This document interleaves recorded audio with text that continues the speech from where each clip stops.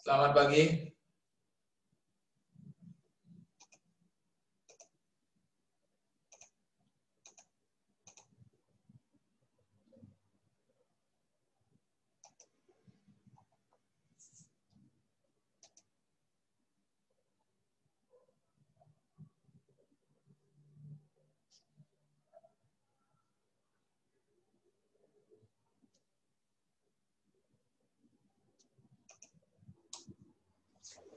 Baik, selamat pagi semuanya. Di pagi ini kembali Pak akan mengisi tentang pembelajaran public area, di mana materi yang akan kita bahas kali ini di pertemuan secara daring mengenai tentang penanganan kegagalan ataupun kerusakan mesin. Ya. Nah, Pak mohonkan bagi kalian yang kiranya tidak dapat mengikuti secara daring, nanti dapat juga disimak tayangannya di YouTube. Kemudian Pak mohonkan untuk tentunya dapat memahami apa yang nanti Pak akan sampaikan. Nah, langsung saja kita akan ke materi yang akan kita bahas.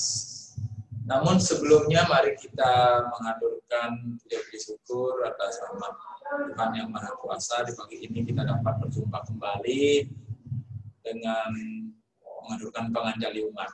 Om Swastiastu. Baik, kelas 12 yang Pak banggakan, walaupun kalian sudah yang namanya kelas 12 menjelang tamat, menjelang ujian, Pak minta juga nanti kalian tetap memperhatikan apa yang menjadi tuntutan pada bidang materi tertentu yang kiranya akan sangat berguna bagi kalian, bukan saja nanti di bidang SMK, berkelanjutan pun nanti ilmu-ilmu yang kalian dapatkan dapat pula diterapkan. Baik, sekarang materinya adalah prosedur penanganan kegagalan pemakaian atau kerusakan peralatan. Ya. Jika alatnya rusak, jika suatu mesin tidak berfungsi, apa yang kalian lakukan? Ya. Itu yang akan menjadi pokok bahasan kita kali ini. Tentunya di setiap suatu pekerjaan ataupun pengambilan suatu teknik kerja terdapat berbagai jenis risiko, ya, berbagai jenis risiko. Tanpa terkecuali adanya suatu kerusakan ataupun nanti kegagalan tidak berfungsinya suatu mesin yang kita gunakan. Nah, dalam kegagalan tersebut, tentunya kalian harus mempunyai inisiatif dan suatu prosedur. Bagaimana caranya kalian menangani kegagalan itu sehingga nantinya dapat pula diperbaiki ataupun dikembalikan ke sedia kala. Oke, kerusakan peralatan atau equipment malfunction, ya, malfunction itu adalah kerusakan, adalah suatu kondisi yang terjadi pada peralatan kerja yang tidak berfungsi dengan semestinya dan dapat mengakibatkan bahaya dalam keselamatan dan keamanan kerja. Masalah ini ditangani oleh housekeeping dan diteruskan kepada engineering dan maintenance. Nah, seperti yang telah dijelaskan, bagaimana alat tersebut rusak sehingga nanti dapat menyebabkan suatu risiko, baik itu keselamatan maupun keamanan kerja. Jadi pada saat kalian menggunakan peralatan, baik itu berupa mesin ataupun teknik manual, jika terjadi suatu kerusakan, sebaiknya jangan digunakan. Ya. Terlebih-lebih pada saat kalian menggunakan mesin. Jika mesin tidak berfungsi, maka disarankan untuk segera memperbaiki. Jangan sampai mesin rusak dipaksakan digunakan. Ya, itu akan mengakibatkan adanya suatu ancaman terhadap keselamatan dan keamanan kerja. Jadi, mulai sekarang jika kalian menemukan suatu benda, misalkan di rumah yang kalian gunakan itu rusak. Jangan sampai kalian memaksakan. Bisa kayaknya lagi beberapa menit. Bisa kayaknya mau menyelesaikan beberapa pekerjaan. Jangan dipaksakan. Cara motor bedah. Cara motor bedah. Yen motornya sebuah bedah, paksan jadi tegakin. Apa akibatnya? Ya, yang terjadi adalah kerusakan yang lebih parah. Ban dalamnya banyak, peleknya banyak. Bahkan nanti kalian yang berisiko jatuh dari motor itu. Sama halnya dengan mesin, gitu ya, mesin kerja. Jika dipaksakan berarti ada penambahan risiko yang lebih parah lagi.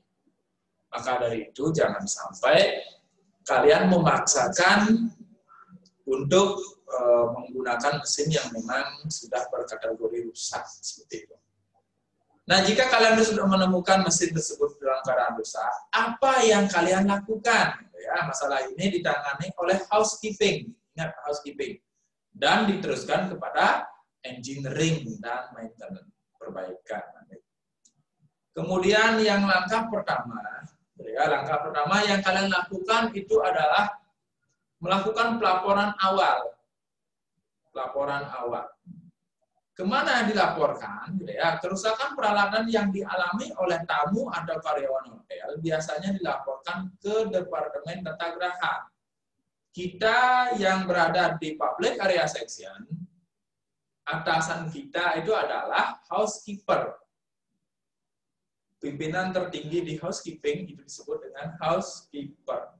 Jadi, segala jenis kerusakan itu dilaporkan ke bagian housekeeper atau Departemen Tata Graha. Nanti housekeeper akan menindaklanjuti kepada siapa dia akan meneruskan pesan kerusakan tersebut, permintaan perbaikan. Jadi diteruskan seperti itu. Jadi nanti housekeeper yang bertugas menangani. Kemudian setelah pelaporan awal, kalian itu melakukan pengajuan work order, work order. Jadi work order diajukan melalui Departemen Housekeeping akan membuat surat pengantar untuk permintaan perbaikan kepada engineering dan maintenance. Kewenangan untuk mengeluarkan surat permintaan perbaikan dilakukan oleh housekeeper atau housekeeper asisten. Permintaan perbaikan ini sering disebut dengan work order atau maintenance order. Nah, seperti yang telah dipaparkan ataupun ditampilkan di slide, gitu ya. Jadi yang memberikan surat permintaan perbaikan tersebut adalah dari housekeeper, atau seandainya housekeeper berhalangan itu dapat diwakilkan oleh housekeeper asisten. Dia yang membuat ataupun mengeluarkan surat permintaan perbaikan. Itu berupa suratnya. Yaitu yang sering disebut dengan work order. Ya. Jadi work order ini dibuat, dimaksudkan untuk meminta bantuan perbaikan atau bantuan pekerjaan yang kiranya tidak dapat diambil ataupun dikerjakan oleh housekeeping department. Ya, housekeeping department tidak bisa menanggulangi hal ini sehingga membuat suatu pengajuan work order kepada section lainnya, yaitu ke bagian engineering dan maintenance. Ya, engineering nanti perbaikan, segala jenis mesin, maintenance nanti perawatan. Ya. Oke, kira-kira seperti itu. Dari pemaparan yang telah Pak berikan, ada yang ingin ditanyakan dulu sebelum Pak lebih lanjut? Silakan ajukan beberapa pertanyaan, nanti kita rembukan bareng-bareng. Ya, silakan Tiara.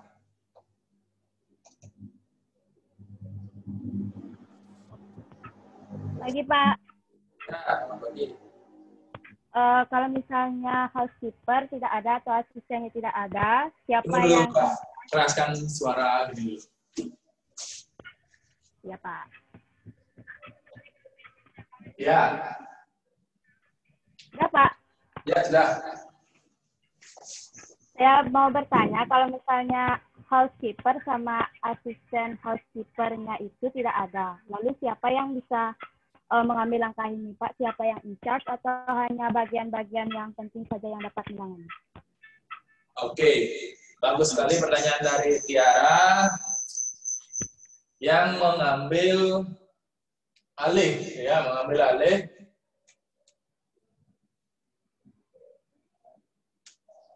dari pengajuan permintaan perbaikan jika housekeeper dan asisten housekeeper itu tidak ada.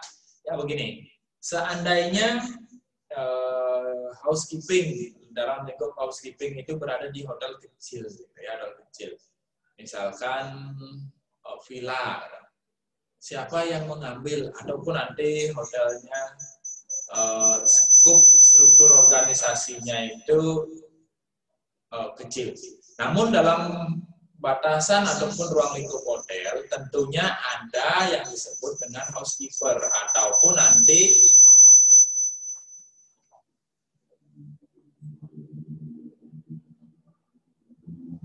ada yang disebut dengan housekeeper atau minimal nanti ada head, gitu ya, ada head, pimpinan dari housekeeping itu sendiri, walaupun nanti jabatannya belum housekeeper atau belum menduduki di housekeeper. Jadi dia yang berwenang ataupun pimpinan tersebut, kalau di kelas umpama dia disebut dengan ketua kelas, gitu ya. Seandainya tidak ada ketua kelas, ya wakil, ya ada wakil, ya bawahannya itu, gitu ya. Sama halnya di organisasi.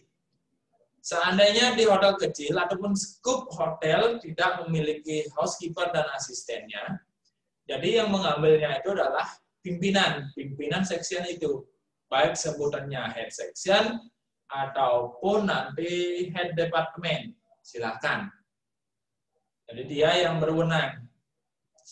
Minimal nanti suatu hotel pasti memiliki kepala bagian masing-masing.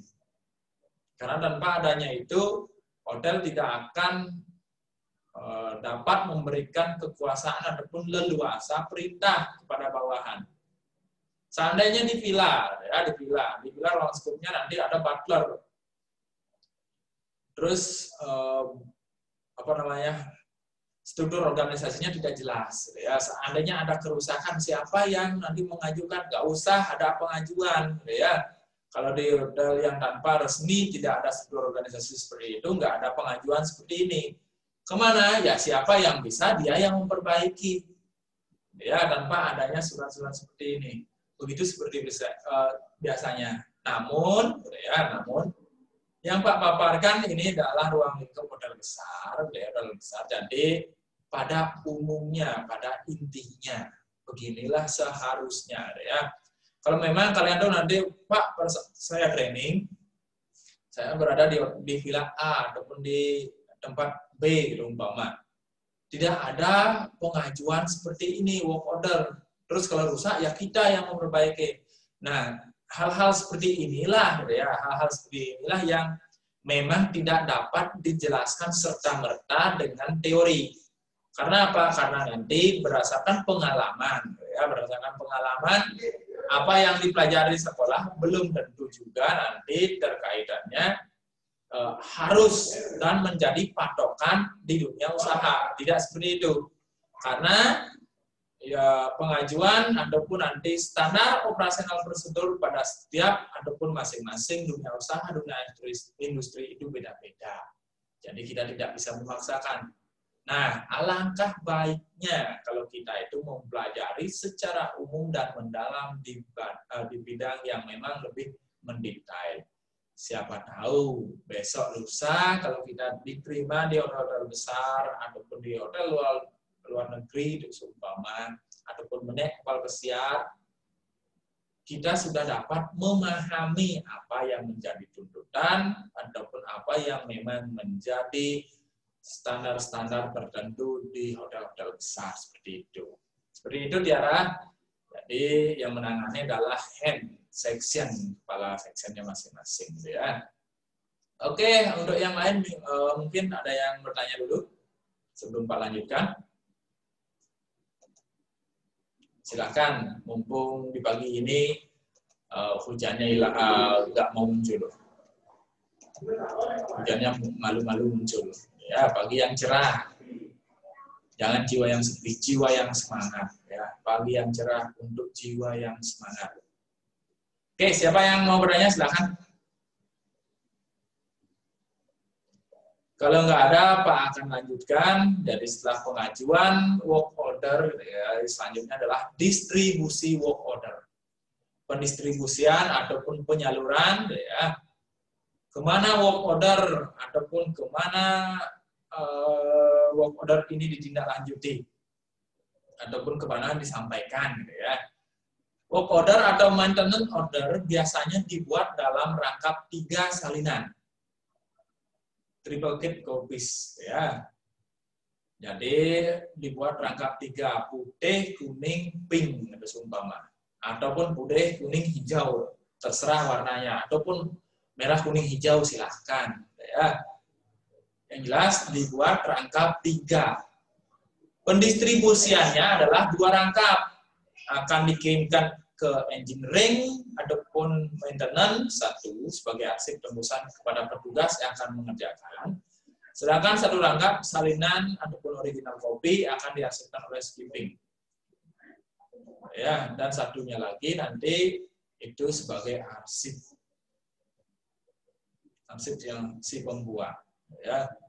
Ataupun nanti panutan kerja si pembuat. Nah, ketiga pendistribusian work order ini, gitu ya, dimaksudkan tak lain adalah adanya suatu patokan kerja. Sebatas apa diminta pengerjaannya, kemudian perbaikan sebatas apa. Karena nanti di work order akan ada yang disebut dengan waktu pengerjaan dan waktu selesai.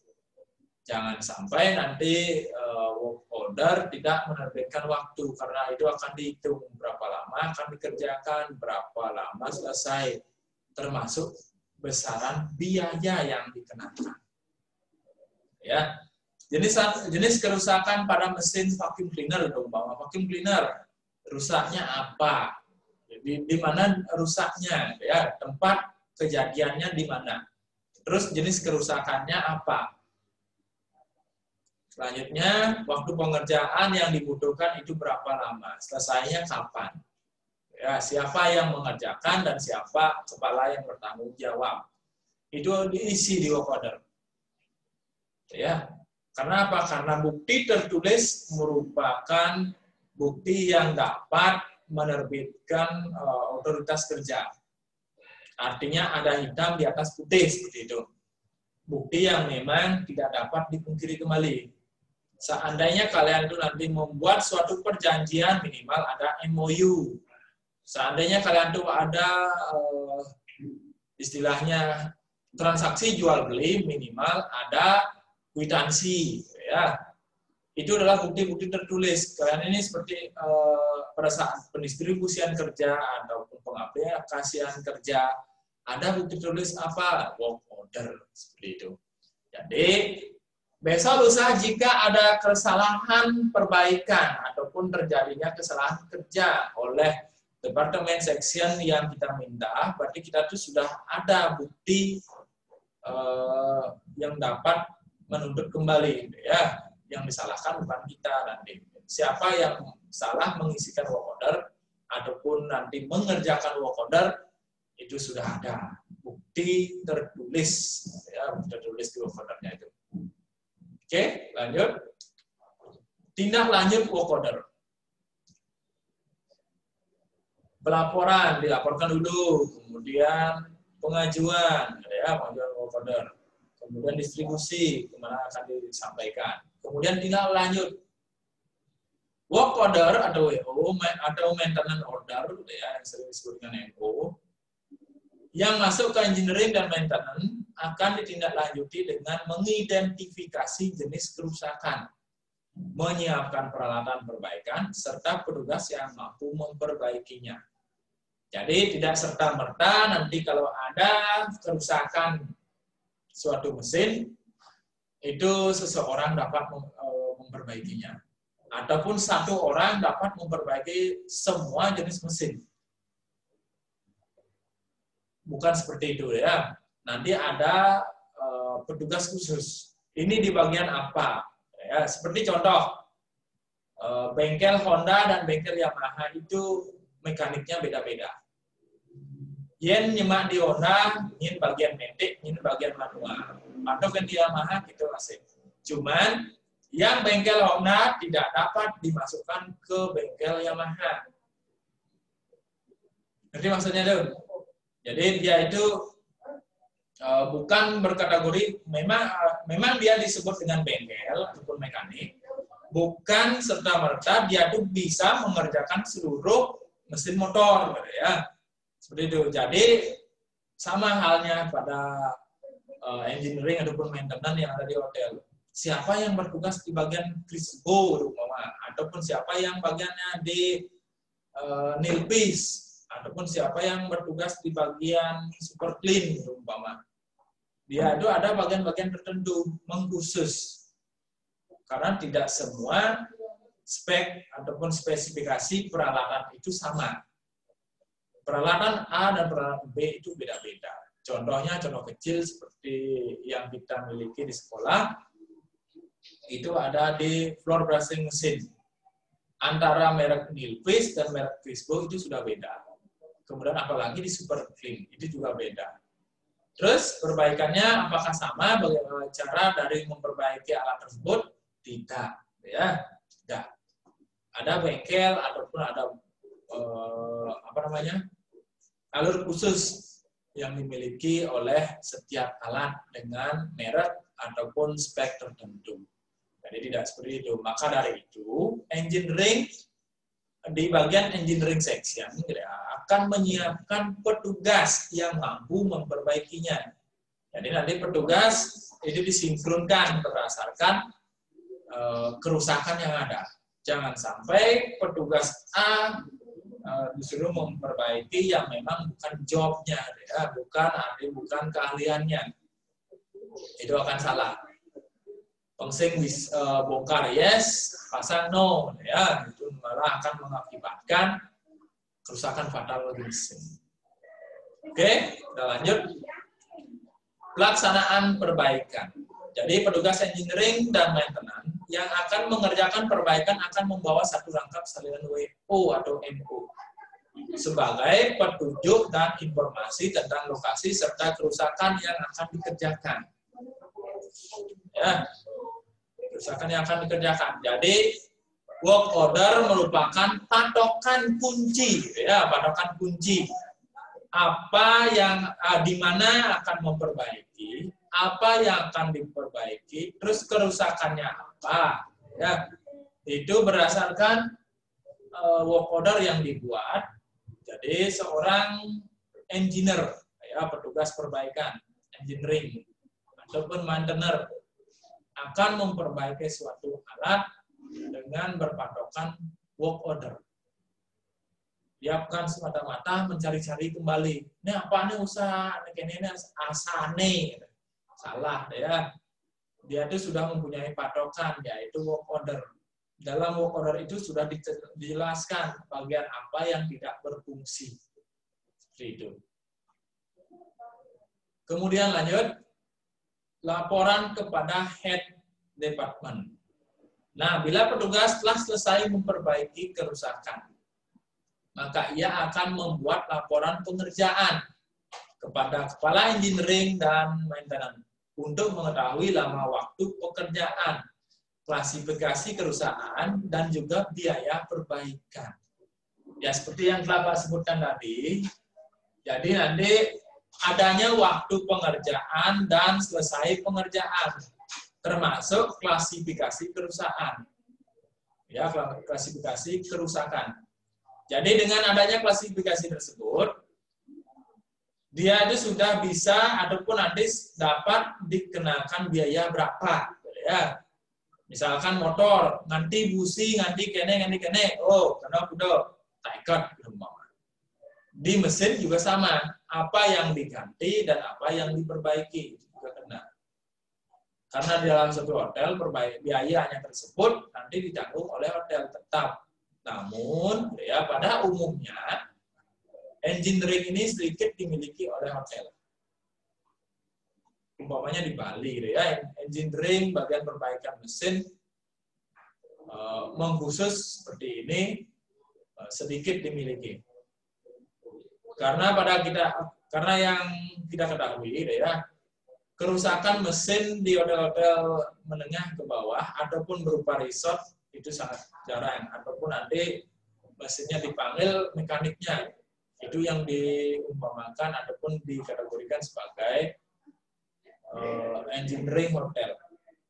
Namun tetap engineeringnya tersebut bersifat freelance ataupun panggilan nanti, sehingga biaya perbaikan akan dikenakan. Maka dari itu klasifikasi kerusakan harus dicantumkan, gitu ya. Apa yang mau bening, mau kudiang, mau ganti, mekengken, gitu ya. Itu harus dicantumkan. Terus lama waktu pengerjaan itu juga, karena nanti ya sudah terlanjur menyebutkan bahwa time is money. Maka dari itu lama pengerjaan juga nanti akan berakibat ataupun berpengaruh terhadap biaya yang dikenakan. Ya. Oke, dari sekian ada yang ingin tanyakan dulu? Silakan. Kita sedikit demi sedikit sambil berbincang-bincang, ngobrol-ngobrol, ya, berembuk, kemudian ya sharing, sehingga nanti karena pengalaman adalah guru utama seperti itu. Mungkin ada yang ditanyakan dulu, silakan. Kalau malu-malu bertanya nanti Pak akan yang gini menyebutkan nama kalian. Silakan angkat tangan kalau ada.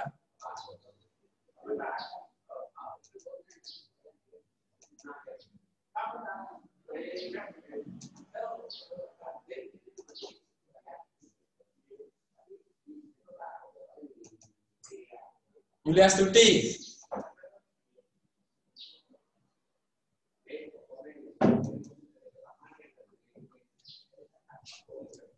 Ya, Pak. Kupit, ada yang menanyakan? Ada. Ada apa? Baru join itu. Can you use your kamera?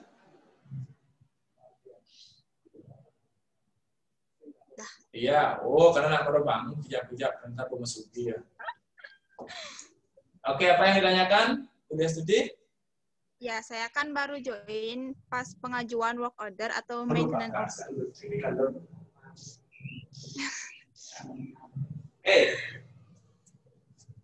Udah, Pak? Ya, jernih. Saya kan baru join pas pengajuan work order atau maintenance-nya. Mungkin sebelum itu ada materi yang dibahas, Pak. Yang di pengajuan? Iya, saya joinnya pas Bapak menjelaskan pengajuan. Oh gitu. Sebelumnya itu? Iya. Sebelumnya itu adalah pelaporan awal, ya. Laporan awal.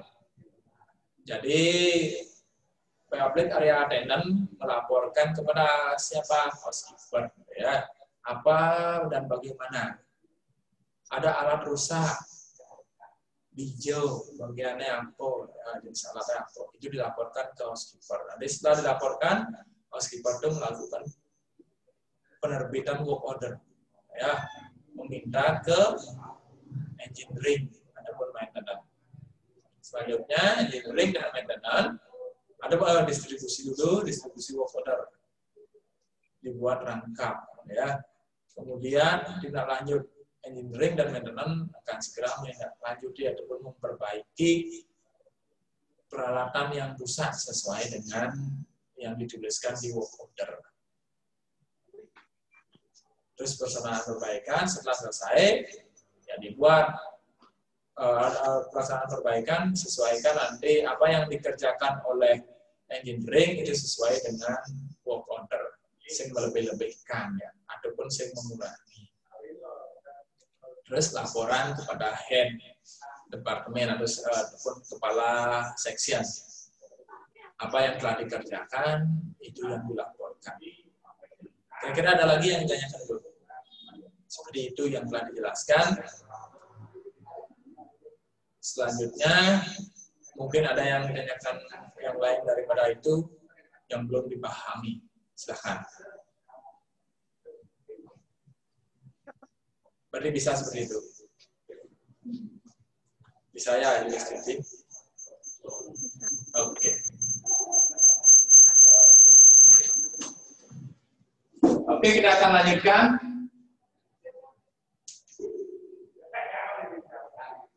Nah, laporan akhir. Kayak kuliah deh ya, ada laporan akhir. Nah, laporan akhir ini merupakan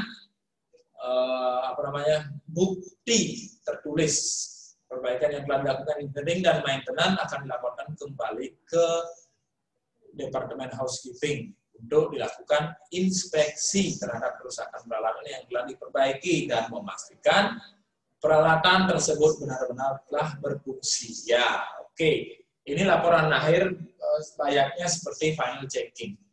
Jadi apa yang telah kita laporkan sebelumnya di laporan akhir dicek kembali. Sekan dari mana pusing, ya. Sekan mau benih pusing. Terus ada komponen yang mengganti, sekan mengganti pusing. Itu yang dicek di laporan akhir. Jadi siapa yang mengecek? Ya di bagian housekeeping atas perbaikan yang telah diberikan oleh engineering dan maintenance. Ya. Setelah diperbaiki, dicek dan dipastikan sudah memang berfungsi. Ya. Kemudian lanjut. Nah, ini adalah contoh work order. Pak kutip di internet, ya, di internet seperti ini. Pada umumnya, nanti yang digunakan sekolah belum Pak fotokan. Nanti ada ya work order. Yang pertama itu di date, tanggal. Kemudian ada time, waktu. Waktu kapan? Waktu pengajuan. Tanggal kapan? Tanggal pengajuan. Ya, kepada siapa? Ya, aku tulis di sini itu. Kepada siapa yang ditujukan? Kepada engineering, adapun kepada maintenance, silahkan. Request baik. Siapa yang meminta? Ya, siapa yang meminta? Kemudian room number or location. Jadi nanti kalau kita di pabrik area tidak ada room number ya. Location. Di mana alat tersebut rusak ataupun di mana ada perbaikan. Explain job or description problem. Jadi pekerjaannya seperti apa ataupun permasalahan perbaikan itu bagaimana. Itu dijelaskan. Ya, seumpama nanti adanya mesin yang rusak, vacuum cleaner seumpama rusak, ini dijelaskan bagian apanya yang rusak. Adapun blower brushing mesin rusak, seumpama handle-nya patah, seumpama, ataupun kabelnya putus, kabelnya nyetrum, seumpama, ya silakan ini di-explain di sini. Ya. Kemudian time required completing, kapan akan membutuhkan waktu untuk menyelesaikan, berapa hari, ya seumpama. Work complete, time start dan time finish. Jadi mulai pekerjaan dan berakhirnya pekerjaan itu dicatat. Ingat, karena nanti jatuhnya adalah pada biaya. Kenapa semua ini penting dicatat? Ya, karena nanti ujung-ujungnya adalah duit. Dikerjakan dan keluar duit. Ya. Uang. Pembiayaan itu akan dihitung pula. Maka dari itu harus diakumulasikan kapan mulainya dan kapan berakhirnya. Dan baik. Siapa yang menyelesaikan? Terus pimpinannya siapa? Ya. Ingat, waktu pengerjaannya ada kapan, kemudian permasalahannya itu apa. Ini dijelaskan. Jadi, berdasarkan work order ini, engineering ataupun maintenance akan mengerjakan apa yang menjadi pokok ataupun acuan permasalahan perbaikan. Kalau salah menyebutkan, berarti nanti pengerjaannya salah juga. Kalian tuh harus bisa menyebutkan, oh, nah, mati, gitu ya. Mati, usak bagian ne. Ataupun bagian apa nih usak, bagian ininya terbakar. Nanti dia itu di engineering ataupun maintenance, dia itu akan paham alat apa yang akan dibutuhkan untuk memperbaiki kerusakan yang telah disebutkan. Jangan sampai salah mengisikan work order. Ya. Karena ini adalah patokan awal dan patokan akhir. Ini finishnya seperti ini. Ini pelaporan seperti ini, pengajuan juga seperti ini. Ya. Nah, kira-kira seperti itu. Ini mungkin slide terakhir. Ada yang ditanyakan dulu sebelum Pak akhiri. Kira-kira bisa mengisi work order seperti ini? Saya gampang. Tinggal ngisi nyen meminta, ya, digit ongos nih, kengken wuk nih, ya, kepidan kegayaan no, benih no, kemudian uling pidan mulai, terus uling pidan sun, akan di kepidan sun nih, seperti itu. Bisa kan? Oke, Pak harapkan semuanya dapat memahami apa yang telah Pak sampaikan, sehingga pembelajaran di pagi ini Pak akhiri, Pak selesaikan, dan tentunya terima kasih atas atensi kalian semua. Mudah-mudahan ini dapat berguna dan bermanfaat untuk kehidupan yang lebih berkelanjutan. Bukan hanya di SMK, nanti kalau kalian melanjutkan, ataupun nanti kalian beranjak ke dunia kerja, silahkan. Ya. Ingat, masa depan ada di tangan kita masing-masing, mulailah berpikir dan berencana meraihnya. So, do it. Ya. Karena ujung-ujungnya adalah do it, maka do it-kan. Ya, dikerjakan. Oke.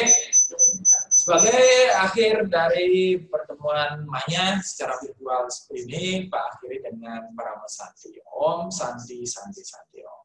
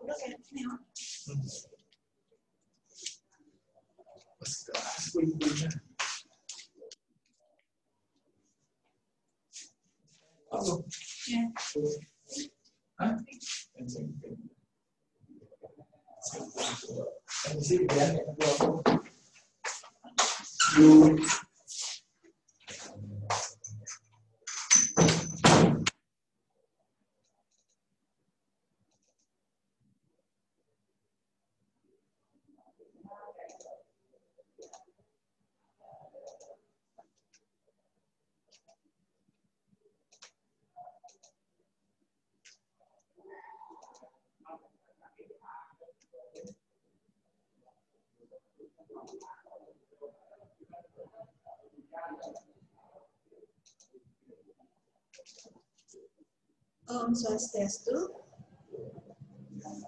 Hello, good morning, student. How are you today? Okay, good. I hope you are always healthy and happy during this pandemic. And student, in the previous meeting, we already learned about procedure text, which is subs of the language feature using simple present tense. Jadi minggu lalu, atau minggu sebelumnya, kita sudah belajar tentang procedure text, di mana ada unsur kebahasaannya, di antaranya ada simple present, using linking verb, apalagi imperative sentence. Nah, itu kali ini, in this meeting, we are going to discuss about simple present tense. Okay, are you ready to start the material? Ready to study? Okay, good. Okay, simple present tense. So first, I will discuss about the verbal form. Jadi simple present, kalian masih ingat bentuknya ada dua ya. Yang pertama ada verbal dan nominal. Verbal. Yes, the simple present is used when you use a verb to tell about things that happen continually in the present, like every day, every week, or every month. Oke, jadi simple present ini digunakan untuk menyatakan kejadian atau peristiwa itu yang berlangsung terus-menerus setiap hari atau setiap minggu ataupun setiap bulan. Simple present ini juga, we use the simple present tense for anything that happens often or is factual. Jadi yang sering terjadi ataupun yang merupakan fakta.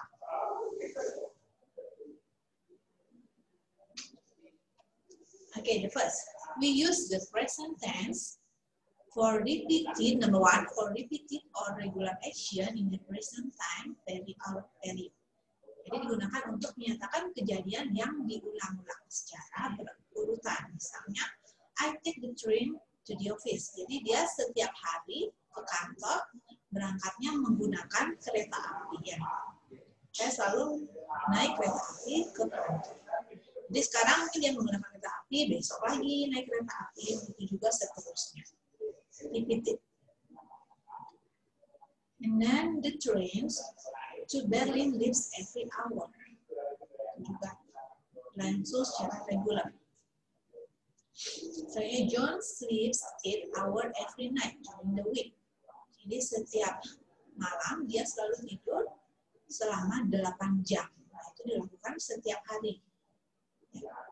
Berminggu-minggu juga seperti itu.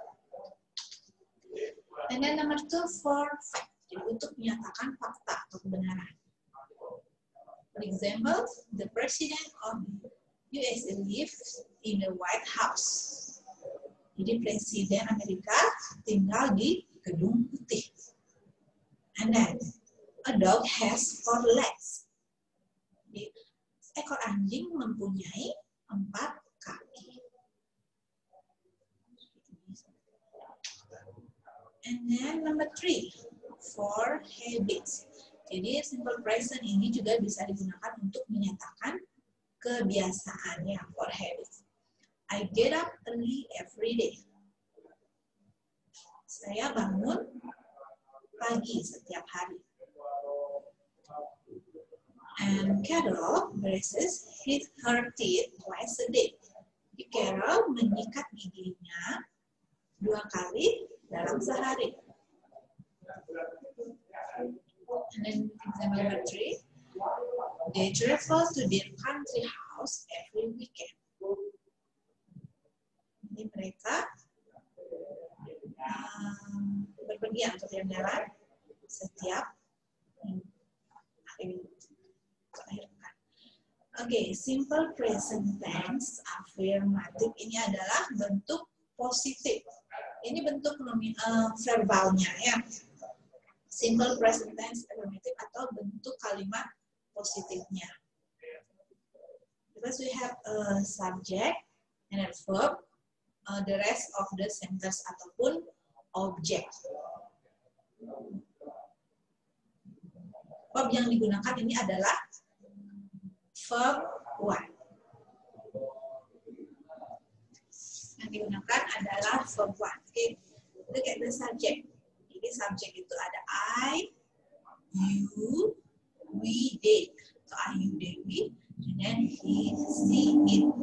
I itu saya, you, kamu, we, kami atau kita. And then they, mereka. Akhirnya, he, she, it. Dia, he untuk laki-laki, she, dia untuk perempuan. Ya, tapi di dalam pengertiannya cukup dia saja. And then it itu digunakan untuk benda ataupun binatang ya. Oke, now look at the verb. Jika subjeknya I, you, they, we, ya, subjek dia verbnya speak atau learn. Misalnya kita menggunakan kata speak ataupun learn. Speak dan learn ini dia verb 1. Tanpa ditambahkan imbuhan apapun. Selanjutnya objeknya atau the rest of the sentence. English at home. Jadi misalnya kita pilih salah satu subjeknya. I misalnya. I speak English at home. Or You speak English at home. Atau we speak English at school. Itu misalnya ya. Atau we learn English at school. They learn English at school. For example. Nah, jadi verb-nya tidak ditambahkan imbuhan apapun. Dia hanya menggunakan verb one. Bagaimana jika subjeknya he, she, it? Look at the verb. Jadi verb di sini dia ditambahkan s. Nanti kita akan bahas tentang penambahan s ataupun is ya. Karena dia berakhiran dengan konsonan, ini dia hanya ditambahkan s saja. For example, she speaks English at home. Atau he learned English at home. She learns English at school. For example. Sampai di sini bisa dipahami? Ya, jadi verb yang mendapatkan imbuhan s ataupun is, es itu hanya jika subjeknya itu orang ketiga tunggal ya, he, she, it ataupun nama orang yang tunggal, misalnya Tiara. Tiara speak English at school. Jika Tiara dan temannya, Tiara and Agus speak or speaks. Speak, ya. Tiara and Agus speak English at school.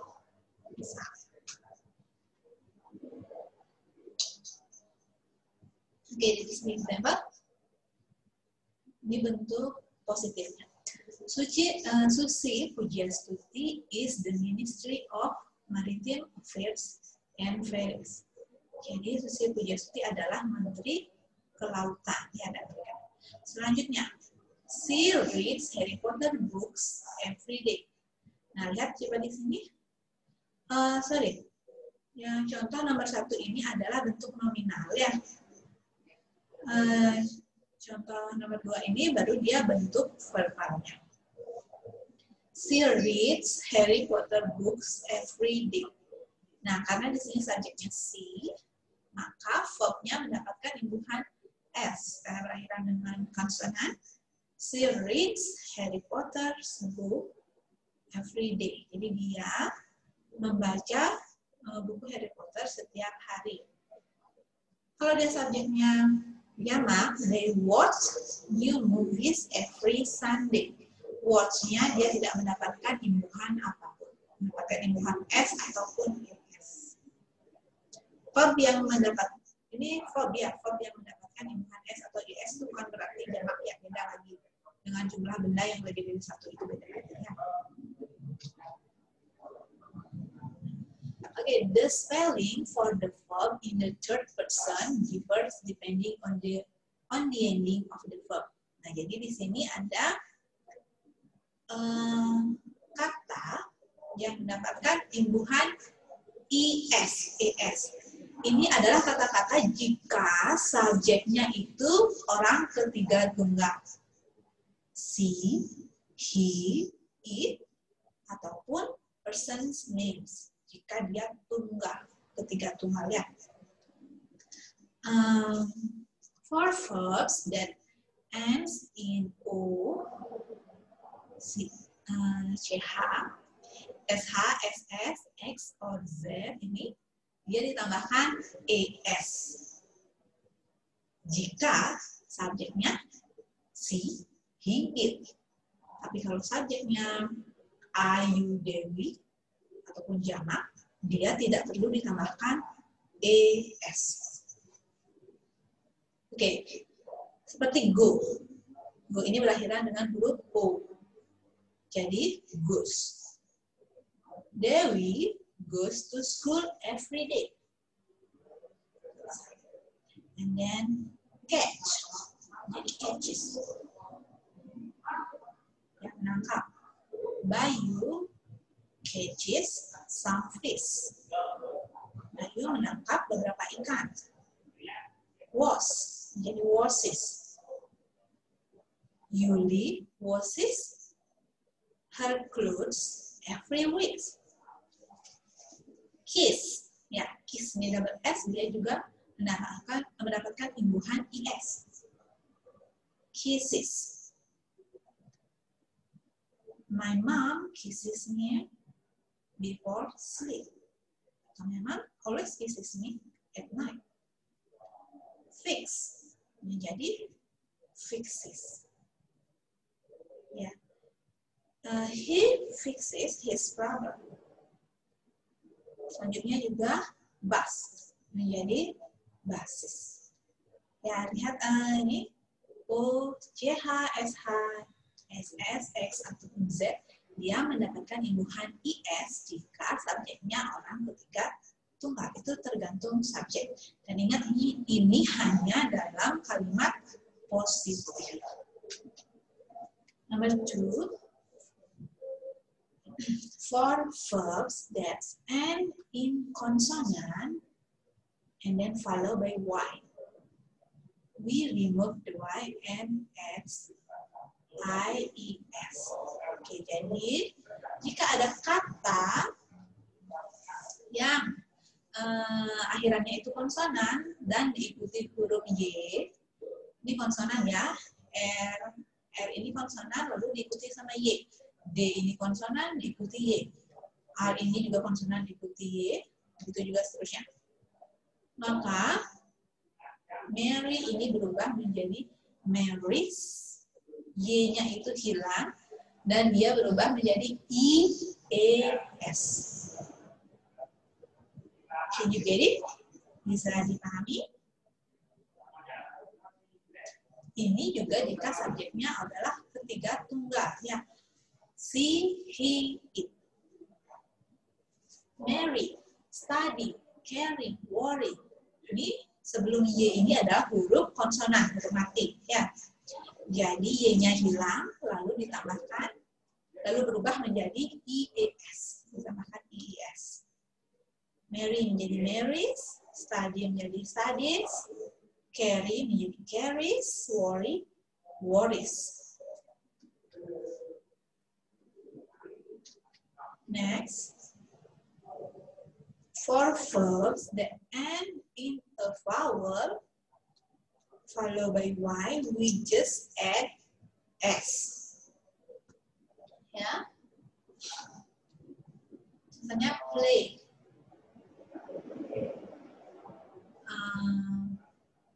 Play ini sebelum huruf Y itu adalah huruf vowel, huruf hidup. A. Enjoy. Sebelum Y-nya itu juga huruf hidup. O ya. Say. Sebelum Y juga huruf vowel A. Maka Y di sini hanya ditambahkan S. Tidak dirubah ya. Hanya ditambahkan S. Plays, enjoys, says.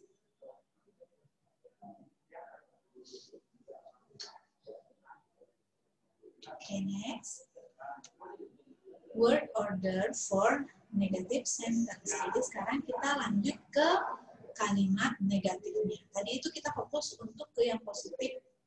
Nah, yang positif saja yang mendapatkan imbuhan S ataupun ES untuk subjek she, he, it. Subjek the third singular person, orang ketiga tunggal. Sekarang kita ke negative sentence-nya. The following is the word order to construct basic negative sentence in English in the present tense using don't or doesn't. Subjek, lihat ada subjek Ayu Dewi. Di sini dia menggunakan don't, bukan doesn't. Ya. IUD di sini dia menggunakan don't. Sedangkan she, he, it dia menggunakan doesn't. Putri doesn't like cereal for breakfast. Atau you have cereal for breakfast. We buy cereal for breakfast. We don't, ya karena di sini negatif, jadi we don't buy cereal for breakfast. Hanya karena dia tidak menggunakan cereal, mungkin dia breakfastnya itu fried rice ataupun pancake or another food. And then for another single person, for example, she doesn't like cereal for breakfast. He doesn't eat cereal for breakfast. Nah, perhatikan verbnya. Ya, verb di sini semuanya tidak ada imbuhan s ataupun is. Kenapa? Karena ini adalah kalimat bentuk negatif. Yes, this is the negative form of the sentence. Sudah ada noun, sudah ada doesn't yang menyatakan dia negatif. Jadi verbnya hanya verb satu saja. Ini the example of negative sentence with don't and doesn't. You don't speak Arabic. John doesn't speak Arabic. We don't have time for a rest. Ya, ini it doesn't move. Misalnya mejanya tidak bergerak. They don't want to go to the party.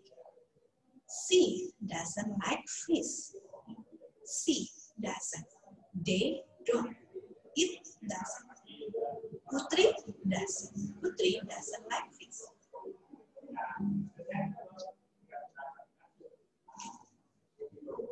Okay, and then now simple present tense interrogative. Okay, sebelum kita lanjut ke sini, ada yang ingin bertanya? Do you have any question before we continue to the interrogative form? Untuk question dari simple presence-nya, ada yang ingin bertanya? Oke, kita lanjut saja. Jadi di sini yang digunakan yang pertama adalah do or does.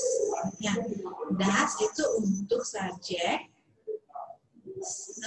she, he, it, sedangkan do, you, they, we. Ya. Does she read Harry Potter's book? Does she read Harry Potter books? Jadi verbnya juga sama, verb one.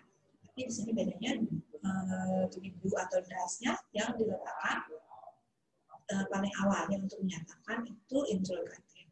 Contohnya, do they watch new movie every day? Kalau di sini nama orang tunggal misalnya. Does Santi watch new movie every day? Atau does Yoga watch new movie every day? Ingat ya, do itu digunakan untuk I, you, they, we. Does, she, he, it. Verbnya verb one. Jadi hanya kalimat positif yang ditambahkan es ataupun s.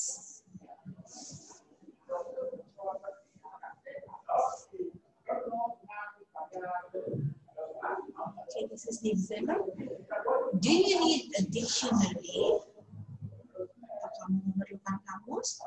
Does Mary need a dictionary? Do we have a meeting now? Does it rain a lot in winter? Do they want to go to the party? Or does he like pizza?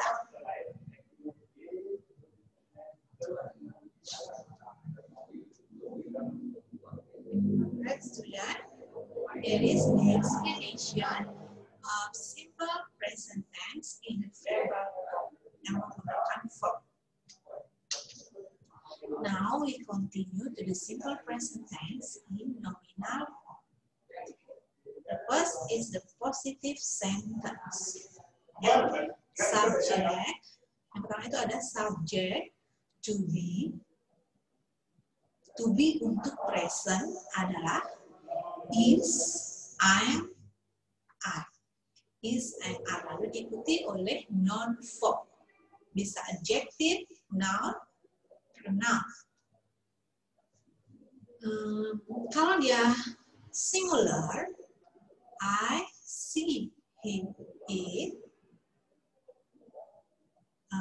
Kita fokus ke I dulu. I menggunakan to be am. I am a teacher. I am a student. Selanjutnya, she, he, it. To be yang digunakan adalah is. She is a dancer. He is a football player. Jadi she, he, it itu menggunakan is. Sedangkan yang bentuk jamak ataupun plural, di sini ada we, you, they. Ya. Lihat, ini adalah bentuk nominal. Dia menggunakan to be. We, you, they menggunakan to be are. Oke? To be are. We are students. We are students, misalnya. Oke, ini contohnya ya. I am headache. Kayak sedang sakit kepala, misalnya. She is beautiful and smart. He is popular man in the class. You are a good boy in my family. Selanjutnya negative sentence. Yang pertama juga ada subject. Selanjutnya to be plus not plus non-verb. Ya. Subjeknya sama seperti tadi. I menggunakan to be am, I am. She, he, it menggunakan is. We, you, they menggunakan are. Lalu diikuti dengan not.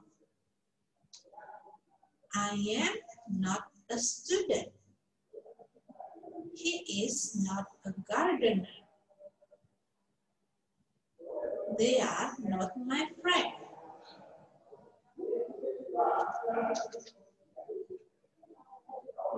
I am not headache. Saya tidak sedang sakit kepala.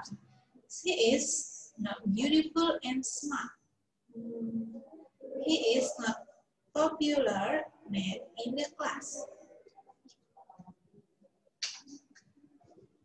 Next, interrogative sentence. Jadi di sini juga yang pertama adalah to be-nya terlebih dahulu. Sama seperti tadi, kalau dia subjeknya I, ini I am. Is he? Are we?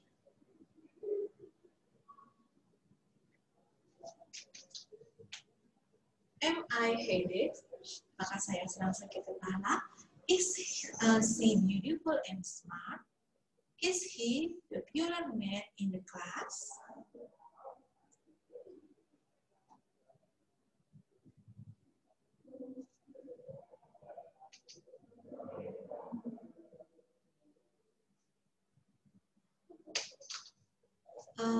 Oke, student.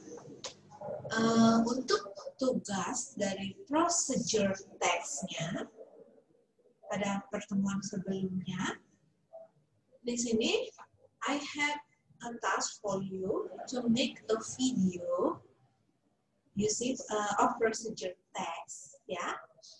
Jadi kalian silakan membuat video mengenai how to make something.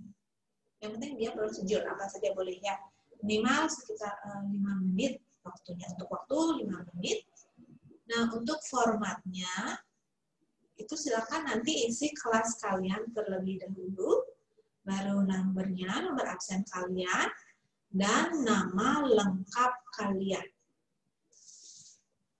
Jadi nanti kalau sudah selesai silakan dikirim ke email saya, anak.agungradioratni@gmail.com.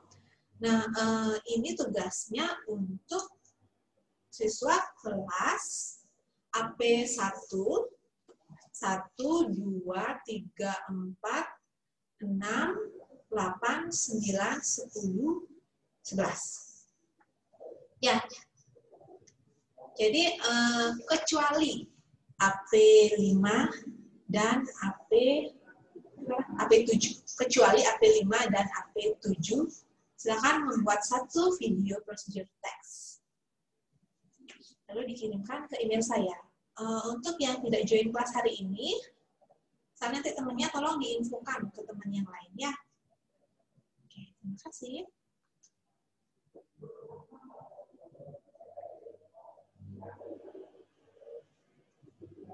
Do you have any question?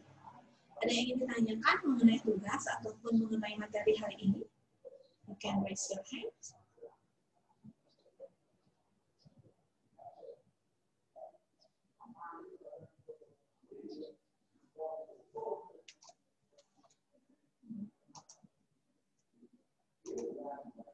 Yuli Astuti. Silakan Yuli Astuti. Morning, Miss. Morning. Saya mau bertanya mengenai tugasnya, Miss. Ya. Video prosedur teksnya itu kan isi step by step-nya itu. Itu kita bisa buat tulisan aja atau kita yang menjelaskan langsung, Miss? Oke, karena ini bentuknya dia video, langsung saja dijelaskan ya. Oh iya, Miss. Baik, Miss. Terima kasih. Ya. Ada lagi? Tiara. Oke, Tiara. Morning, Miss. Good morning. Sama tanya untuk tugas prosedur teksnya, itu terakhir kapan dikumpulnya, Miss? Boleh tahu? Untuk pengumpulannya ini sampai bulan Februari ini ya. Akhir Februari. Ya, sampai akhir Februari. Ya. Ya, tolong juga Thank you, diingatkan Miss. ke teman-teman yang lain yang tidak join kelas hari ini. Ya. Oke? Thank you.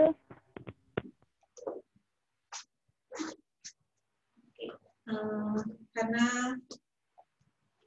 waktunya sudah habis, jika ada yang ingin bertanya bisa chat Ibu secara pribadi saja. Okay, students, because time is up, I think it's enough for today. And I will end class by saying Rama Santi, Om Santi, Santi, Santi. Goodbye.